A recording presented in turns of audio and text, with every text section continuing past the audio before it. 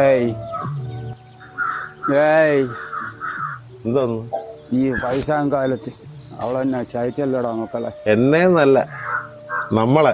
അവളെ ചില്ലറ ഫോണുകളെ കേട്ടപ്പോഴേ എനിക്കൊരു സ്പെല്ലിംഗ് മിസ്റ്റേക്ക് തോന്നിയതാ. പക്ഷെ ഇത്രയും പ്രതീക്ഷിച്ചില്ല, അതും ഈ 65-ാം വയസ്സിൽ. പക്ഷെ ഇങ്ങനെ ഒരു തേപ്പ് ഞാൻ പ്രതീക്ഷിച്ചില്ല.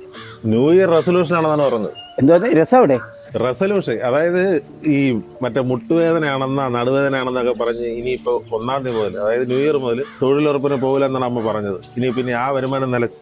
നിന്റെ അമ്മേരെ ഒരു ന്യൂ ഇയർ, അവക്ക് മുട്ടിനും ഒരു കുരുവും ഇല്ല, നട്ടലിനും ഒരു ഇതുമില്ല. പണിക്ക് പോവാതിരിക്കാനുള്ള ആക്ടിങ് ആണ് ഇതൊക്കെ. ഇനി നമ്മളെ ചെലവ് ആര് നോക്കും? സാധനങ്ങളുടെ വിലയൊക്കെ കൂടിക്കൂടി വരുവാണ്. ഏത് സാധനങ്ങള്? മദ്യത്തിന്റെ ഈ ജവാന്റെ വിലയെ കഴിഞ്ഞ ഒരു വർഷം വരെ എത്ര വർഷം കൂട്ടിയെന്നറിയാം. അതിനിടയ്ക്ക് അമ്മ ജോലിക്കും പോകില്ല, തൊഴിലുറപ്പിന് പോകില്ല. അച്ഛനും കഴിവില്ലാത്തതുകൊണ്ടാണ്. അല്ല പിന്നെ ഇനി ഞാൻ പണിക്ക് പോവാ. ഇത് വല്ലതും പറഞ്ഞാൽ നിന്റെ അമ്മയ്ക്ക് മനസ്സിലാവൂ.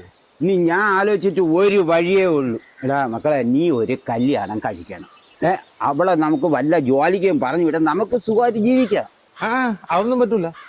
കല്യാണം കഴിഞ്ഞാലേ രാത്രി ഒന്നും ഉറങ്ങാൻ പറ്റൂല എന്നാണ് കേട്ടത്.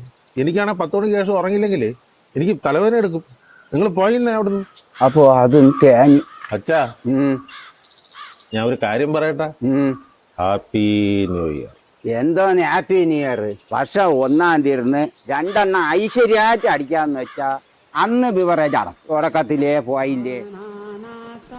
എന്തൊരു കുറെ നേരം കൊണ്ട് പാലിട്ട് കുത്തണത്.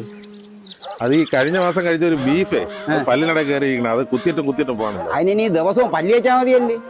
പല്ല് എന്റെ പട്ടി കഴിക്കും. നിങ്ങൾ പോവുകഴിച്ച് വിളിക്കാതെ നടക്കണം. ഞാൻ ഇനി പല്ലും കൂടെ എല്ലാം പറഞ്ഞാൽ എന്റെ തലയെ തന്നെ കൊണ്ടുവച്ചു. നിങ്ങളെ വലിയ കുഴപ്പം തന്നെ. മക്കളായിരുന്നാലും ശരി, ഭാര്യയായിരുന്നാലും ശരി, എല്ലാം എന്റെ കുറ്റം.